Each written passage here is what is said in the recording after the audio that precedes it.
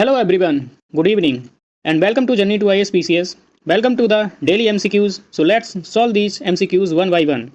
And if you guys benefit from this initiative, do press the like button, share the video and don't forget to subscribe our channel. अगर आपने click कर ही दिया, आप देख ही रहे video, तो एक चीज़ सुन लीजिए। हो सकता है कि ये क्लास आपकी पढ़ाई को एक वैज्ञानिक तरीके से बदल दे। ठीक है, पढ़ाई का वो वैज्ञानिक तरीका हम आपको बताने जा रहे हैं जिससे कि आपका एटलीस्ट प्रीलिम्स तो नहीं रुकेगा, और यही तरीका आपने अगर मेंस पर भी लागू किया तो वो भी नहीं रुकेगा। कैसे? हम यहाँ पर मंडे से लेकर के फ्राइडे यानी कि 5 दिन 5 क्लासेस लाएंगे, 2-2 3-3 मिनट की, जिसमें 5 MCQs हुआ करेंगे। ठीक है, आपको क्या करना, आपको उन MCQs को सॉल्व करना है। उसके बाद में वो पर्टिकुलर टॉपिक्स जो 1 या 2 टॉपिक्स हुआ करेंगे मैं कवर कराऊंगा। ठीक है, उन टॉपिक्स को जाकर आपको अपनी बुक से कवर करना है, और वो भी प्रीलिम्स के पॉइंट ऑफ व्यू से कवर करना है, ना कि मेंस के हिसाब से। ठीक है, तो मंडे से लेकर फ्राइडे तक ये होगा। ठीक है, और सैटरडे को क्या होगा, जितना भी आपने रिवीजन किया था उसकी पूरी एक वीडियो बनाएंगे, जो MCQs बनेंगे 25 बनेंगे इस प्रकार से, और उस MCQs को आप 2-4 मिनट में बस स्किप कर करके देखकर आप रिकवर करेंगे अपना जो भी आपने पिछले 5 दिन में पढ़ा है। ठीक है, और फिर यही काम महीने के लास्ट दिन में होगा। ठीक है, तो इस तरह से आपको प्रीलिम्स के जितने भी फैक्ट हैं आसानी से याद हो जाएंगे। हालांकि इसके ऊपर एक अच्छी वीडियो बनाने जा रहे हैं और काफ़ी उसमें कुछ बताना होगा, इसलिए यहाँ पर इन शॉर्ट में ही आपको बता दे रहे हैं। खैर, सॉल्व करते हैं। उस वीडियो की जो लिंक होगी आपको डिस्क्रिप्शन बॉक्स में मिल जाएगी। चलिए शुरुआत करते हैं वीडियो को। पहला क्वेश्चन देखिए, भारतीय इतिहास के संदर्भ में निम्नलिखित कथनों पर विचार कीजिए और बताइए कौन सा सही है। ठीक है, पहला है आपका, हैदराबाद राज्य से आरकोट की निजामत का उदय हुआ। विजयनगर साम्राज्य से मैसूर राज्य का उदय हुआ। रोहेलखंड राज्य का गठन अहमद शाह दुर्रानी द्वारा अधिकृत राज्य क्षेत्र में से हुआ। आपका पहला भी गलत है, तीसरा भी गलत है, दूसरा सही आपका ऑप्शन बी हो जाएगा। अब आपको क्या करना है, अब आपको यही पर्टिकुलर जो टॉपिक है जो हमने आज आपको MCQs कराए हैं, 5 करा रहे हैं, तो उसको देखना है। ठीक है, क्या हो रहा है, आज आपको सिर्फ मुगल साम्राज्य का पतन देखना है। ठीक है, दूसरा क्वेश्चन है, नसरुद्दीन महमूद के बारे में कहा जाता था कि उसके साम्राज्य की सीमा थी चांदनी चौक से पालमपुर, दिल्ली से पालम, पेशावर से बिहार, पेशावर से वाराणसी। तो दिल्ली से पालम, ये सेकंड ऑप्शन है आपका। ठीक है, अगला क्वेश्चन है आपका, क्या रहा है ये, तीसरा क्वेश्चन है, महाराजा जयसिंह द्वितीय के विषय में निम्नलिखित कथनों में से सत्य कथनों पर विचार कीजिए। यह एक महान खगोल शास्त्री थे। दिल्ली, जयपुर, मथुरा में वेधशालाएं बनवाई थी। शासनकाल के दौरान एक अश्वमेध यज्ञ किया था। ठीक है, सबसे पहले आपको वीडियो पॉज करके सोल्व करना है, उसके बाद में जब नहीं हो रहा है फिर मेरा देखना है। ठीक है, तीसरा आपका गलत है, इन्होंने 2 अश्वमेध यज्ञ कराए थे, ना कि एक। ये ठीक है दोनों, तो ए हो जाएगा आपका आंसर। अगला क्वेश्चन है, बहादुर शाह प्रथम के संबंध में असत्य कथन का चयन कीजिए। राजपूतों के प्रति मृदु नीति अपनाई, गुरु गोविंद सिंह को मनसब प्रदान किया, इसी के समय कोटलियार मिशन आया था, जजिया कर समाप्त किया। ऊपर के तीनों ठीक है, ये गलत है, जजिया कर इन्होंने समाप्त नहीं किया था, वो जहांदार शाह ने किया था, इसके बाद जो शासक आता है। अगला क्वेश्चन है, मुगल बादशाह जहांदार शाह के विषय में सत्य कथन का चयन कीजिए। चलिए सॉल्व करके बताइए, पॉज करके वीडियो। राजस्व वसूली के लिए इजारा व्यवस्था की शुरुआत की। लाल कुंवर वैश्या का शासन में प्रभाव देखने को मिलता है। ठीक है, दोनों ही ऑप्शन आपके ठीक हैं, तो इस प्रकार से ऑप्शन 3 हो जाएगा। आई होप आपको वीडियो पसंद आई होगी। अब आपको क्या करना है, आपको करना ये कि जो मुगल साम्राज्य का पतन है, मुगल साम्राज्य का जो पतन है उसको पूरे टॉपिक को आपको कवर करना है। ठीक है, धीमे धीमे स्टार्ट करते हैं, मॉडर्न इंडिया से स्टार्ट किया है, फिर इनको धीमे धीमे हर एक सब्जेक्ट में अप्लाई करेंगे, और इस प्रकार से आने वाला जो प्रीलिम्स है वहाँ तक आपका कम से कम मिनिमम 2 बार आपका पूरा सिलेबस रिवीजन हो जाएगा इस तरीके से। और इसमें आपको ज़्यादा समय भी नहीं देना है, मुश्किल से आपको 1 घंटा देना होगा। केवल 2-3 मिनट में आप ये वीडियो देख लेंगे, उसके बाद में 1 घंटा आपको उस टॉपिक को कवर करने में देना होगा। 1 घंटा ज़्यादा ही है, आपको 40 मिनट लगेंगे या 30 मिनट। ठीक है, अगर आपको पसंद आए क्लास तो लाइक करें, सब्सक्राइब करें, शेयर करें। Thank you, all the best. नमस्कार, स्वागत है आप सभी लोगों का जर्नी टू IAS PCS के प्लेटफॉर्म पे। सबसे पहले आप एक वीडियो देखिएगा जो डिस्क्रिप्शन बॉक्स में दिया गया है, क्योंकि इस सीरीज का एक उद्देश्य है, एक बड़ा उद्देश्य है। ठीक है, इन शॉर्ट कहा जाए तो इस सीरीज के द्वारा हम पूरा प्रीलिम्स कवर करा रहे हैं आपको। ठीक है, इसके अंतर्गत होता यह है कि हम हर दिन आपको 5 MCQs करा रहे हैं, और आपको उसके बाद तुरंत जाकर के वो टॉपिक रिवाइज करना है। 40 से 45 मिनट लगेंगे, आपका वो कवर हो जाएगा। और इस प्रकार से प्रीलिम्स तक आते आते आपका जो जितना भी सिलेबस है वो एटलीस्ट 2 बार तो कवर हो ही जाएगा। ठीक है, आप जो डिटेल इसकी जानकारी लेना चाहते हैं, आपको सच में अगर इस सीरीज़ का लाभ उठाना चाहते हैं पूरी तरीके से, तो आप वो वीडियो ज़रूर देखिएगा। ठीक है, उसकी लिंक हम डिस्क्रिप्शन बॉक्स में दिए दे रहे हैं। चलिए शुरुआत करते हैं, क्योंकि डेली डेली नहीं बताया जा सकता है। आज का पहला क्वेश्चन है, फ्रांसिस्को अल्मीडा के संबंध में सत्य कथन का चयन कीजिए। पहला है, समुद्र पर आधिपत्य स्थापित करने हेतु एक स्पष्ट नीति की घोषणा की। बिल्कुल सही है। मिस्र, गुजरात और तुर्की की संयुक्त सेना को पराजित किया। ये भी सही है। तो पहला और दूसरा दोनों सही, ऑप्शन सी हो जाएगा। आप क्या करेंगे, इस वीडियो को पॉज करके सॉल्व करेंगे, उसके बाद मेरा देखेंगे। ठीक है, अगला क्वेश्चन देखिएगा। ये बड़ा अच्छा क्वेश्चन है। उसने यूसुफ आदिल शाह से गोवा छीना, मलक्का पर अधिकार किया, भारतीय स्त्रियों से विवाह की नीति को संपादित किया, सती प्रथा को बंद करने का प्रयास किया। यह निम्नलिखित में से किसके संबंध में स्पष्ट होता है? Francisco Almeida, Alfonso de Souza, Alfonso de Albuquerque, Vasco da Gama. तो आपका ऑप्शन हो जाएगा सी, अल्फांसो डी अल्बुकर्क, क्योंकि इसी ने 15 से 10 में यूसुफ आदिल शाह से गोवा छीना था, मलक्का पर कब्जा किया था, भारतीय स्त्रियों से विवाह की नीति को आगे बढ़ाया था और सती प्रथा को बंद करने का प्रयास भी सबसे पहले किया था। नेक्स्ट क्वेश्चन देखते हैं आज का। अगला क्वेश्चन है, निम्नलिखित कथनों में से सत्य कथन का चयन कीजिए। सर्वप्रथम ब्रिटिश ईस्ट इंडिया कंपनी ने 16 से 8 में सूरत में अपनी एक कंपनी स्थापित की थी। इस समय मुगल बादशाह अकबर का शासन था। आपका पहला तो ठीक है, दूसरा गलत है, क्योंकि यहाँ पे अकबर नहीं, जहांगीर का शासन था। ठीक है, जहांगीर का शासन था। नेक्स्ट क्वेश्चन देखते हैं। भारत में यूरोपीय शक्तियों के प्रवेश के संदर्भ में निम्न में से कौन सा कथन सही नहीं है? इसको भी याद रखिएगा, हम पे यहाँ पर गलती हो जाती है कभी कभी। पुर्तगालियों ने 14 से 99 में गोवा पर कब्जा किया था। अंग्रेजों ने अपना पहला कारखाना दक्षिण भारत में मछलीपट्टनम में लगाया था। पूर्वी भारत में अंग्रेजी कंपनी 16 से 33 में उड़ीसा में पहला कारखाना लगाया। डुप्ले के नेतृत्व में फ्रांसीसियों ने 17 से 46 में मद्रास पर कब्जा किया था। तीनों सही है नीचे वाले, ऊपर गलत है, क्योंकि गोवा पर कब्जा 15 से 10 में किया था। ठीक है, ना कि 14 से 99 में। ओके, अगला क्वेश्चन देखते हैं अपना, पांडिचेरी से संबंधित है। पांडिचेरी के संदर्भ में निम्नलिखित कथनों पर विचार कीजिए। पांडिचेरी पर कब्जा करने वाली पहली यूरोपीय शक्ति पुर्तगाली थे। ठीक है, आप सॉल्व करिए, हम कर रहे हैं। ठीक है, सही है। पांडिचेरी पर कब्जा करने वाली दूसरी यूरोपीय शक्ति फ्रांसीसी थे। ये गलत है, क्यों गलत थे बताते हैं। अंग्रेजों ने कभी भी पांडिचेरी पर कब्जा नहीं किया, ये भी गलत है। तो आपका ऑप्शन केवल ए हो जाएगा, ओनली वन। ठीक है, क्योंकि पांडिचेरी पर कब्जा करने वाले पहले यूरोपीय शक्ति पुर्तगाली थी, ये तो बिल्कुल सही है। उसके बाद में डेंस और डच लोग आए, उन्होंने कब्जा किया था। 1673 में फ्रांसीसियों ने कब्जा किया। ठीक है, और फ्रांसीसियों के बाद में अंग्रेजों ने भी कब्जा किया, और अंग्रेजों ने कब्जा कर लिया। उसके बाद में 1814 में ट्रिटी ऑफ पेरिस होती है, पेरिस की संधि। किसके किसके बीच में? फ्रांस और ब्रिटेन के बीच में। और उस दौरान ये फ्रांस को, ब्रिटेन ने हमेशा के लिए फ्रांस को हैंड ओवर कर दिया था। ठीक है, ठीक है, पसंद आए तो लाइक करें, सब्सक्राइब करें। All the best. Hello everyone, good evening and welcome to Journey to ISPCS. Welcome to the daily MCQs. So let's solve these MCQs one by one, and if you guys benefit from this initiative, do press the like the button, share the video and don't forget to subscribe our channel. जैसा कि आपको पता है कि हम prelims की एक practice set चला रहे हैं, जिसके अंतर्गत हम डेली आपको 5 MCQs कराते हैं, और 5 MCQs आप सॉल्व करने के बाद आपको वही टॉपिक कवर करना होता है। इस हिसाब से प्रीलिम्स तक आते आते आपका पूरा सिलेबस 2 बार या 3 बार आपका कवर हो जाएगा। इसका मतलब ये हुआ कि प्रीलिम्स नहीं रुकेगा। अगर इस तरह से आपने पढ़ाई की तो प्रीलिम्स नहीं रुकेगा, और ज़्यादा समय नहीं देना आपको। मुश्किल से 2 मिनट का ये वीडियो है, वो सॉल्व करिएगा।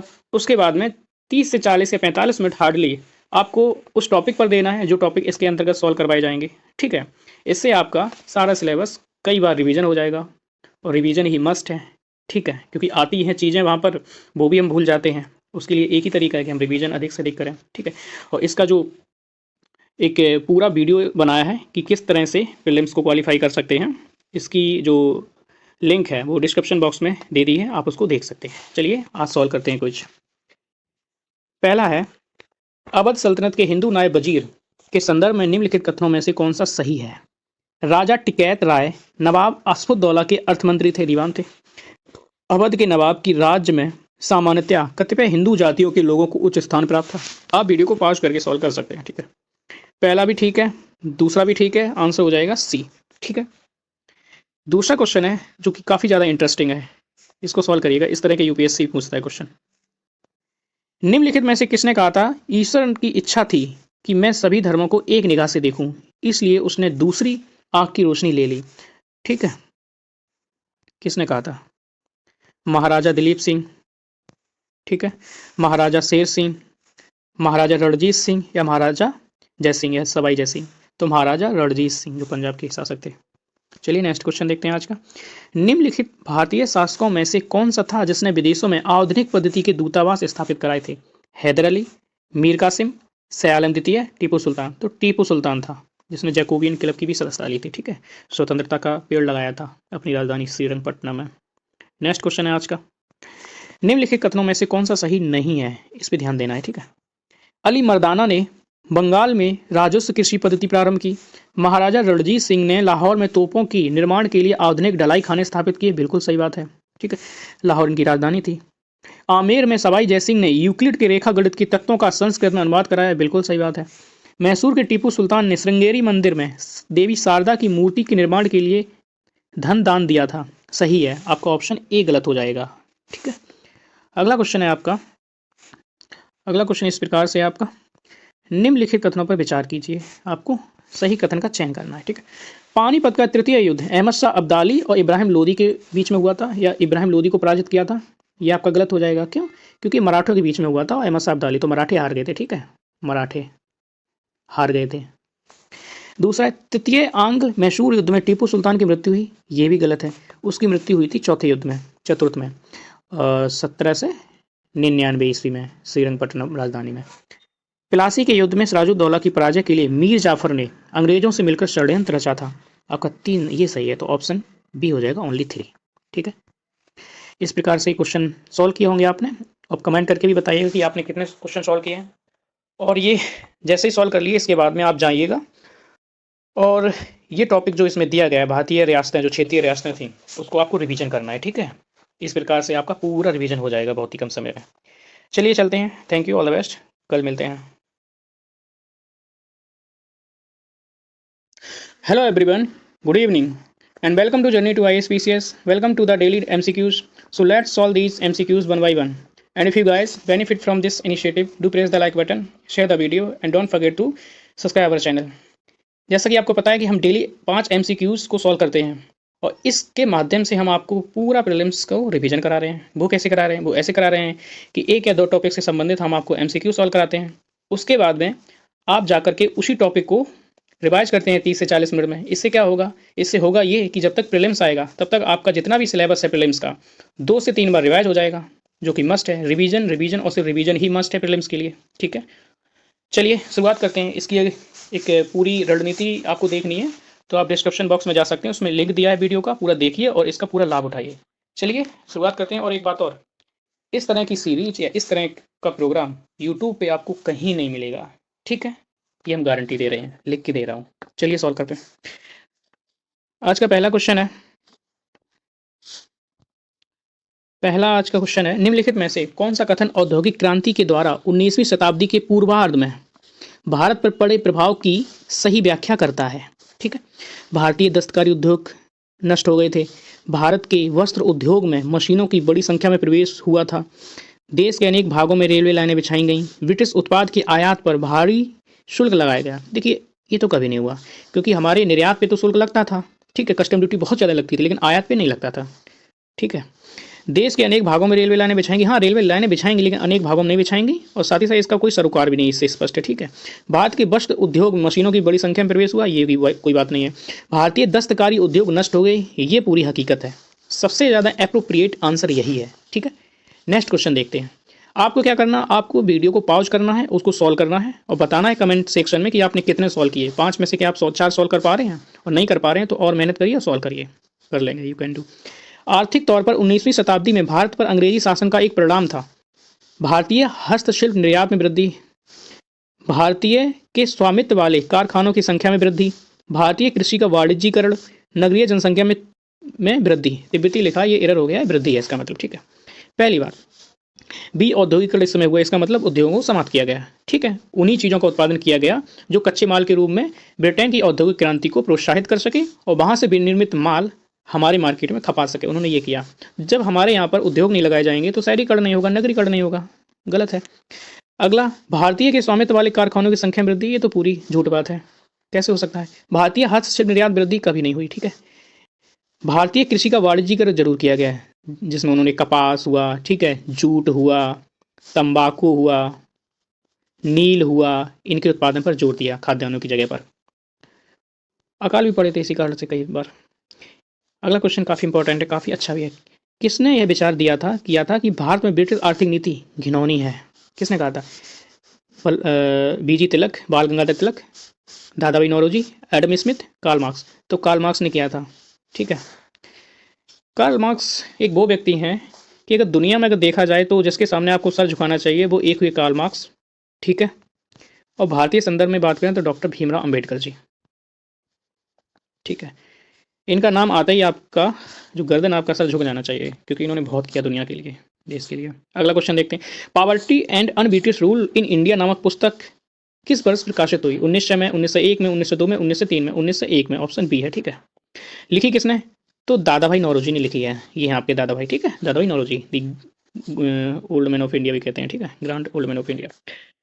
निम्नलिखित में से कौन दादा भाई नौरोजी की उत्साड़ सिद्धांत ड्रेन थ्योरी में विश्वास नहीं करता था? ड्रेन थ्योरी का मतलब था भारत से ब्रिटेन गया वह धन जिसके बदले में हमें कुछ नहीं मिलता है, भारत को कुछ नहीं मिलता था। ठीक है, Bal Gangadhar Tilak, R C Dutt, M G Ranade, sir Syed Ahmad Khan. तो ये तीनों ही विश्वास करते थे। ठीक, क्योंकि कांग्रेसी थे। ये भरोसा नहीं करते थे सर सैयद अहमद खान, क्योंकि उन्होंने एक यूनाइटेड पैट्रियोटिक एसोसिएशन, ठीक है, संयुक्त देशभक्ति संगठन करके नाम था, 1888 में बनाया था। इसका उद्देश्य ये था कि जो मुस्लिम लोग हैं उनको कांग्रेस से दूर रखना, वो कांग्रेस में शामिल ना हो, देश के राष्ट्रीय आंदोलन में सम्मिलित ना हो सके, इसलिए सर सैयद अहमद खान ने, ठीक है, ये संगठन बनाया था। अंग्रेजों ने बनवाया था। ठीक है, और आपको पता ही है कि सर या फिर राय बहादुर की खिताब भी अंग्रेज उन्हीं को देते थे जो उनके काम के हुआ करते थे। खैर, जो भी है, अगर आप यूपीपीसीएस दे रहे हैं या फिर आरओ दे रहे हैं तो प्रीलिम्स की करंट अफेयर्स हमने पूरी कवर करा रहे हैं यहाँ पे। ठीक है, वो भी ट्रिक के माध्यम से कवर करा रहे हैं, उसको आप देख सकते हैं। ठीक है, आपको याद करने की जरूरत नहीं, ये गारंटी हमने ली, हम आपको याद करा देंगे। ठीक है, चलिए मिलते हैं अगली क्लास में। Thank you, all the best. Hello everyone, good evening and welcome to Journey to ISPCS. Welcome to the daily MCQs. So let's solve these MCQs one by one. And if you guys benefit from this initiative, do press the like button, share the video and don't forget to subscribe our channel. जैसा कि आपको पता है कि हम daily 5 MCQs को solve करते हैं और इसके माध्यम से हम आपको पूरा प्रीलिम्स को रिवीजन करा रहे हैं। वो कैसे करा रहे हैं? वो ऐसे करा रहे हैं कि एक या दो टॉपिक से संबंधित हम आपको MCQ सॉल्व कराते हैं, उसके बाद में आप जाकर के उसी टॉपिक को रिवाइज करते हैं 30 से 40 मिनट में। इससे क्या होगा? इससे होगा ये कि जब तक प्रीलिम्स आएगा तब तक आपका जितना भी सिलेबस है प्रीलिम्स का 2 से 3 बार रिवाइज हो जाएगा, जो कि मस्ट है। रिवीजन रिवीजन और सिर्फ रिवीजन ही मस्ट है प्रीलिम्स के लिए। ठीक है, चलिए शुरुआत करते हैं। इसकी एक पूरी रणनीति आपको देखनी है तो आप डिस्क्रिप्शन बॉक्स में जा सकते हैं, उसमें लिंक दिया है वीडियो का, पूरा देखिए और इसका पूरा लाभ उठाइए। चलिए शुरुआत करते हैं। और एक बात और, इस तरह की सीरीज या इस तरह का प्रोग्राम यूट्यूब पे आपको कहीं नहीं मिलेगा। ठीक है, ये हम गारंटी दे रहे हैं, लिख के दे रहा हूँ। चलिए सॉल्व करते हैं। आज का पहला क्वेश्चन है, आज का क्वेश्चन है, निम्नलिखित में से कौन सा कथन औद्योगिक क्रांति के द्वारा 19वीं शताब्दी के पूर्वार्ध में भारत पर पड़े प्रभाव की सही व्याख्या करता है? ठीक है, भारतीय दस्तकारी उद्योग नष्ट हो गए थे, भारत के वस्त्र उद्योग में मशीनों की बड़ी संख्या में प्रवेश हुआ था, देश के अनेक भागों में रेलवे लाइनें बिछाई गई, ब्रिटिश उत्पाद की आयात पर भारी शुल्क लगाया गया। देखिए, ये तो कभी नहीं हुआ, क्योंकि हमारे निर्यात पे तो शुल्क लगता था। ठीक है, कस्टम ड्यूटी बहुत ज़्यादा लगती थी, लेकिन आयात पे नहीं लगता था। ठीक है, देश के अनेक भागों में रेलवे लाइनें बिछाएंगी, हाँ रेलवे लाइनें बिछाएंगी, लेकिन अनेक भागों में नहीं बिछाएंगी, और साथ ही साथ इसका कोई सरोकार भी नहीं इससे स्पष्ट है। ठीक है, भारत के वस्त्र उद्योग मशीनों की बड़ी संख्या में प्रवेश हुआ, ये भी कोई बात नहीं है। भारतीय दस्तकारी उद्योग नष्ट हो गए, ये पूरी हकीकत है। सबसे ज़्यादा एप्रोप्रिएट आंसर यही है। ठीक है, नेक्स्ट क्वेश्चन देखते हैं। आपको क्या करना, आपको वीडियो को पॉज करना है, उसको सॉल्व करना है और बताना है कमेंट सेक्शन में कि आपने कितने सॉल्व किए। 5 में से कि आप 4 सॉल्व कर पा रहे हैं, और नहीं कर पा रहे हैं तो और मेहनत करिए, सॉल्व करिए, कर लेंगे, यू कैन डू। आर्थिक तौर पर 19वीं शताब्दी में भारत पर अंग्रेजी शासन का एक परिणाम था भारतीय हस्तशिल्प निर्यात में वृद्धि, भारतीय के स्वामित्व वाले कारखानों की संख्या में वृद्धि, भारतीय कृषि का वाणिज्यीकरण, नगरीय जनसंख्या में वृद्धि। तिब्बती लिखा, ये एरर हो गया है, वृद्धि है इसका मतलब। ठीक है, पहली बार बी औद्योगिकरण इस समय हुआ, इसका मतलब उद्योगों को समाप्त किया गया। ठीक है, उन्हीं चीज़ों का उत्पादन किया गया जो कच्चे माल के रूप में ब्रिटेन की औद्योगिक क्रांति को प्रोत्साहित कर सके और वहाँ से विनिर्मित माल हमारे मार्केट में खपा सके। उन्होंने ये किया। जब हमारे यहाँ पर उद्योग नहीं लगाए जाएंगे तो शहरीकरण नहीं होगा, नगरीकरण नहीं होगा। गलत है। अगला, भारतीय के स्वामित्व वाले कारखानों की संख्या में वृद्धि, ये तो पूरी झूठ बात है। कैसे हो सकता है? भारतीय हस्तशिल्प निर्यात वृद्धि कभी नहीं हुई। ठीक है, भारतीय कृषि का वाणिज्यीकरण जरूर किया गया है, जिसमें उन्होंने कपास हुआ, ठीक है, जूट हुआ, तंबाकू हुआ, नील हुआ, इनके उत्पादन पर जोर दिया खाद्यान्नों की जगह पर। अकाल भी पड़े थे इसी कारण से कई बार। अगला क्वेश्चन काफ़ी इंपॉर्टेंट है, काफ़ी अच्छा भी है। किसने यह विचार किया था कि भारत में ब्रिटिश आर्थिक नीति घिनौनी है? किसने कहा था? B G Tilak, Bal Gangadhar Tilak, Dadabhai Naoroji, Adam Smith, Karl Marx. तो कार्ल मार्क्स ने किया था, ठीक है। कार्ल मार्क्स एक वो व्यक्ति हैं कि अगर दुनिया में अगर देखा जाए तो जिसके सामने आपको सर झुकाना चाहिए वो एक हुए कार्ल मार्क्स, ठीक है। और भारतीय संदर्भ में बात करें तो डॉक्टर भीमराव अंबेडकर जी, ठीक है। इनका नाम आता ही आपका जो गर्दन आपका सर झुक जाना चाहिए, क्योंकि इन्होंने बहुत किया दुनिया के लिए, देश के लिए। अगला क्वेश्चन देखते हैं। Poverty and un-British rule in India नामक पुस्तक किस वर्ष प्रकाशित हुई? 1900 में, 1901 में, 1902 में, 1903 में, 1901 में। ऑप्शन बी है, ठीक है। लिखी किसने? तो दादाभाई नौरोजी ने लिखी है। ये आपके दादाभाई, ठीक है, Dadabhai Naoroji, the old man of India भी कहते हैं, ठीक है, grand old man of India. निम्नलिखित में से कौन दादाभाई नौरोजी की उत्साड़ सिद्धांत ड्रेन थ्योरी में विश्वास नहीं करता था? ड्रेन थ्योरी मतलब था भारत से ब्रिटेन गया वह धन जिसके बदले में हमें कुछ नहीं मिलता है, भारत को कुछ नहीं मिलता था, ठीक है। Bal Gangadhar Tilak, R C Dutt, M G Ranade, sir Syed Ahmad Khan. तो ये तीनों ही विश्वास करते थे, ठीक है, क्योंकि कांग्रेसी थे। ये भरोसा नहीं करते थे सर सैयद अहमद खान, क्योंकि उन्होंने एक यूनाइटेड पैट्रियोटिक एसोसिएशन, ठीक है, संयुक्त देशभक्ति संगठन का नाम था, 1888 में बनाया था। इसका उद्देश्य ये था कि जो मुस्लिम लोग हैं उनको कांग्रेस से दूर रखना, वो कांग्रेस में शामिल ना हो, देश के राष्ट्रीय आंदोलन में सम्मिलित ना हो सके, इसलिए सर सैयद अहमद खान ने, ठीक है, ये संगठन बनाया था, अंग्रेजों ने बनवाया था, ठीक है। और आपको पता ही है कि सर या फिर राय बहादुर की खिताब भी अंग्रेज उन्हीं को देते थे जो उनके काम की हुआ करते थे। खैर, जो भी है, अगर आप यूपीपीसीएस दे रहे हैं या फिर आरओ दे रहे हैं तो प्रीलिम्स की करंट अफेयर्स हमने पूरी कवर करा रहे हैं यहाँ पे, ठीक है, वो भी ट्रिक के माध्यम से कवर करा रहे हैं, उसको आप देख सकते हैं, ठीक है। आपको याद करने की जरूरत नहीं, ये गारंटी हमने ली, हम आपको याद करा देंगे, ठीक है। चलिए मिलते हैं अगली क्लास में। Thank you, all the best.